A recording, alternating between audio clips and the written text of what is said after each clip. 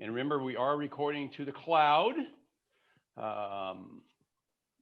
So nice in what you say. It is the 20th of February, and welcome to the Division 8 meeting, the general meeting, the membership meeting, and program coming up in a little bit. We do have a couple visitors with us today. Sam Swanson, of course, is today's presenter, and Russ will speak more about that later in the meeting. And Sue Fields is also joining us today. So welcome to both of you and to anybody else I might have missed.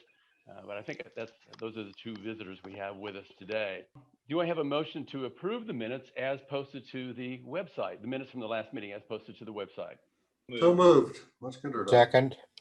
Okay, so that was Mark Norman and Rick Weir. And are there any objections? If there are no objections, I'll say they're approved. Mike, you're up with the treasurer's report, sir. Thank you, Fred. Any questions? Don't hear any questions. Do I have a motion to approve the treasurer's report? And who was that, please? Stan. Stan? And a second? Second, Russell. Thank you, Russ. And if there are no objections, I'm not hearing any, they are approved as submitted. Thank you, Mike. Sure. Let's move on to standing and special committees. Rick Weir. Hi.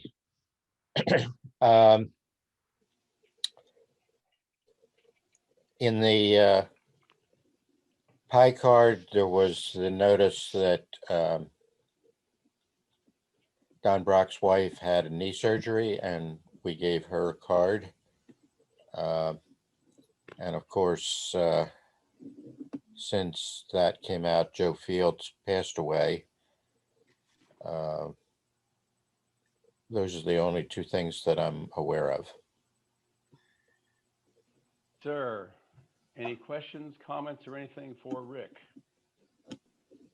Thank you, Rick. Mark Norman and I talked over the last week and talked again this morning, and he really doesn't have anything specific to report on the achievement program. He, of course, is taking over that program.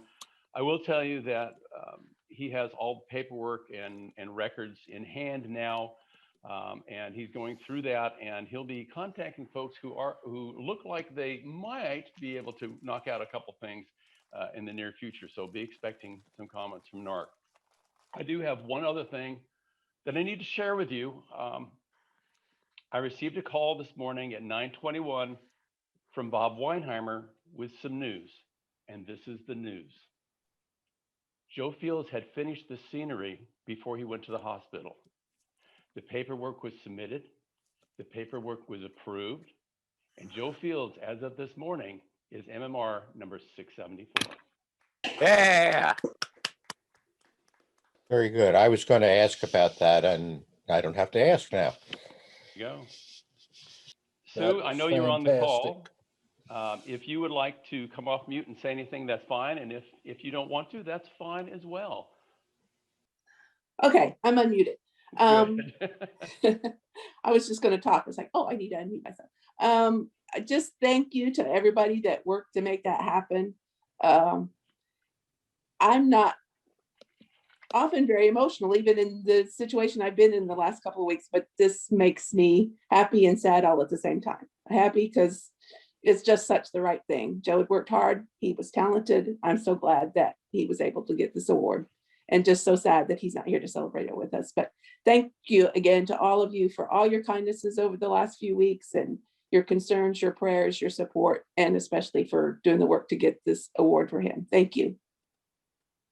Thank you for your comments, Sue.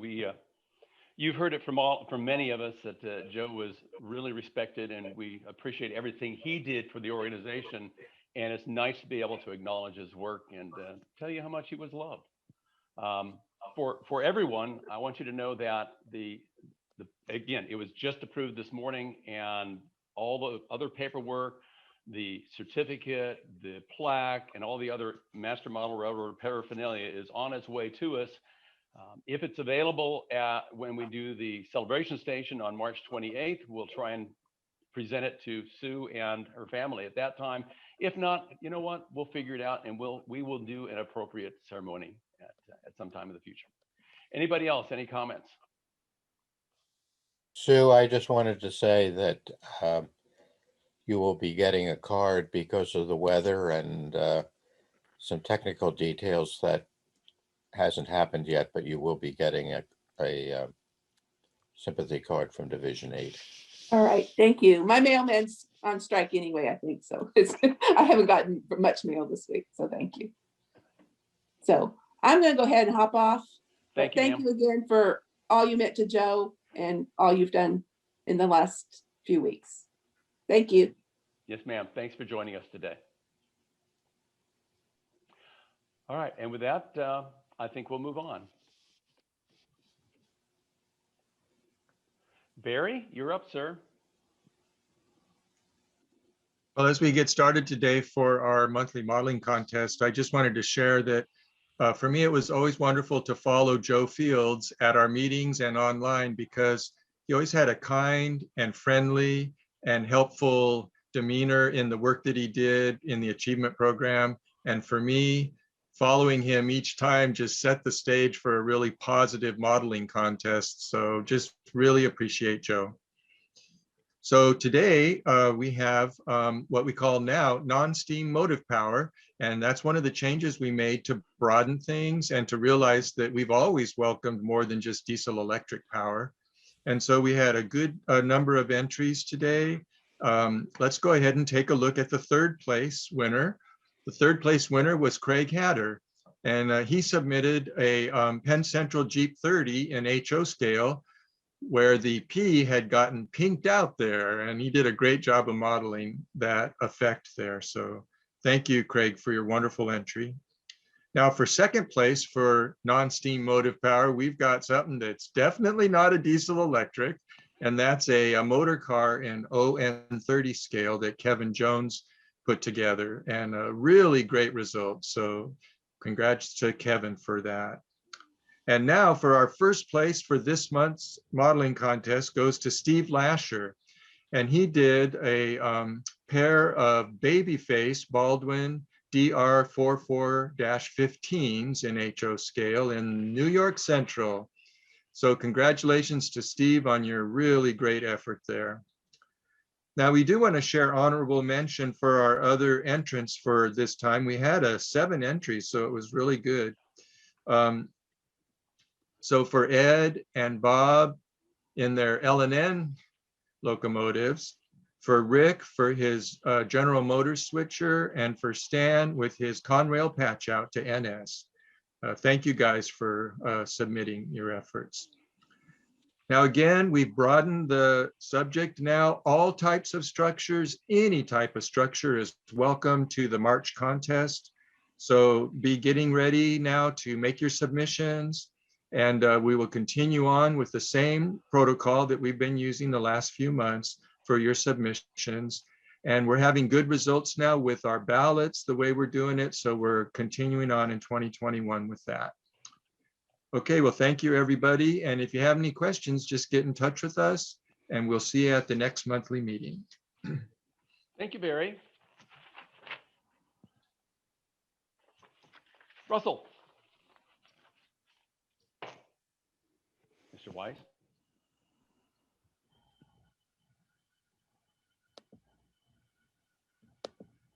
Did we lose Russ? No, he's still here. He's just muted. Okay, hear me now? Yep. Yes. Okay, sorry about that. One more time. So we're pleased to have Sam Swanson with us today of the Division 7, giving us one of his great presentations, and more on Sam in just a few minutes. Right? So next month, instead of a gathering, we're going to have another bull session. And we had the first one back in December. And if you didn't get a chance to attend that, it was a great success. So we decided to about every 3 months have another one. And this will be hosted by Mark Hedge and Ron Ellison. And it is just what it implies. The only do or don't is that it needs to be train related. So any topic from Z scale to the 1-to-1 scale is open for conversation, but it just needs to be train related, please. Thanks. Also in March, our next general membership meeting, we can thank Ron Ellison for talking the owners of Spring Creek Model Trains in Nebraska to give us a tour of the shop. I had not heard of them before, and Ron sent me their website link, and just perusing it, it looks like a really nice hobby shop that obviously does a lot of mail orders. So this will be really interesting to get a tour of their facility next month. And the last thing going on in March that Fred alluded to is that on a Sunday, March 28th, that we'll do another celebration station. And this is where right now we obviously have a major award to give out, and hopefully some others. And if the weather is really nice, that I think Fred's suggesting, again, bring a lawn chair, social distancing, and then we can almost have a face-to-face. How do you do during that? And it will be the 600 building. If you remember from a year plus ago, that's the Churchill Downs building where we used to have our meetings. The one thing that we will do for sure is hand out certificates for all the monthly contest winners. Ah, there you go. Okay, thanks, Fred. Right. Okay. And all of the places that we just talked about are on the Division 8 website under timetable. And if you didn't have a chance to write this down, you can find all of those and much more under the timetable. If you haven't had enough virtual meetings, then these different ones are available to you. Fred has the link for the Speed Switch Media. The others you can Google. If you're really interested in some and can't find it, then probably Fred or Ron can send you the link for those. And I'm going to jump in again, Russ, and tell you that I've already watched one of the clinics on a Speed Switch Media today. That was during lunch. It was pretty interesting on UTLX tank cars. So, and I'm going to tune in as soon as we're done again. I think this is your last slide, Russ. Oh yeah. Yeah. And last but not least, that the Louisville chapter of the NRHS has their monthly meetings on a Friday. Just contact Bob Dawson or Fred that if you'd like the Zoom invitation, and they cover a lot of different subjects and area, train related, of course, but pardon me, they're always fun to get in and get some neat information. So thanks, Fred. I think that's all I got. Thanks, Russell. Hey, Bob Dawson, if you're not muted, what is the topic coming up in March for NRHS? Bob. Don't forget to unmute, Bob.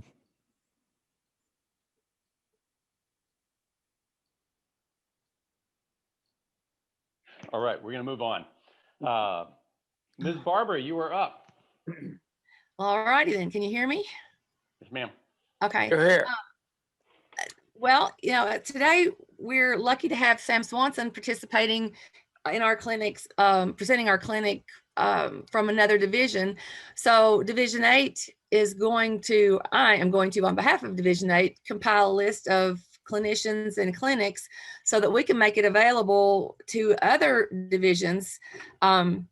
So you will be hearing from me if you have presented a virtual clinic since we've been doing them. I'll send an email and get the details and put your name on the list if you're willing to do it at for another division somewhere. If you haven't done a virtual clinic, but you feel like you want to, you can send me the information in an email and we can add you to the list. The information is in the pie card for last month with my email address, and that's about it. Here you go. Any questions for Barbara?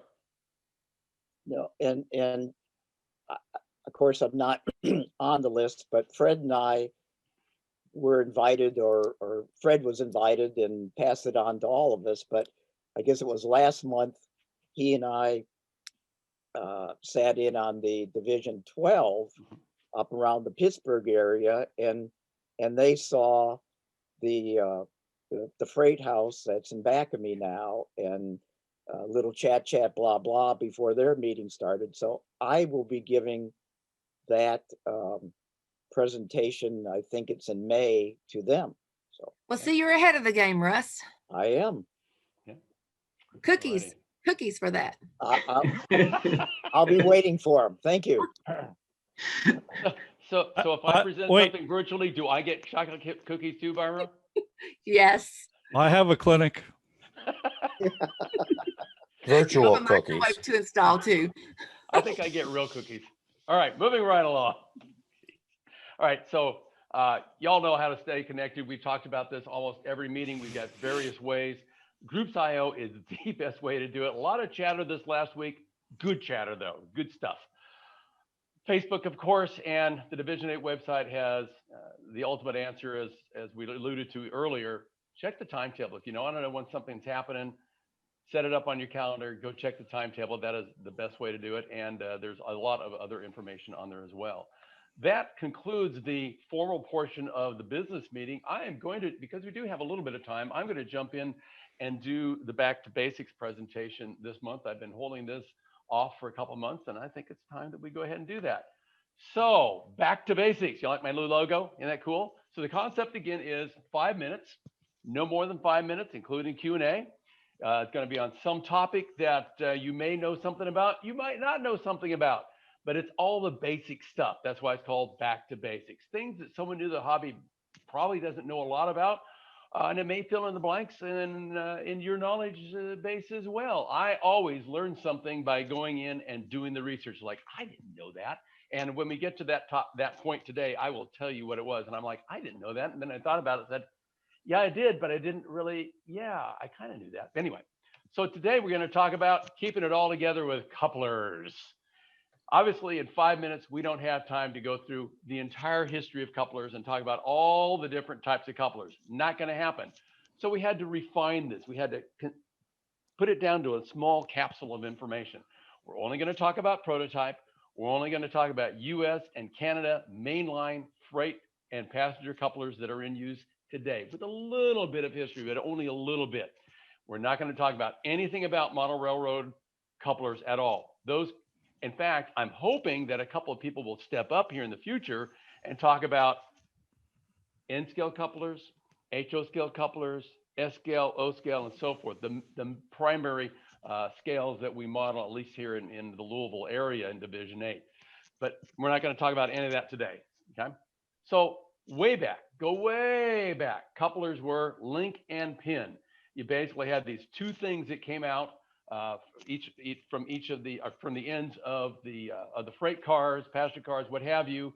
There were these links of metal and then a pin that went straight down, and that was the coupler. A lot of problems with that, obviously.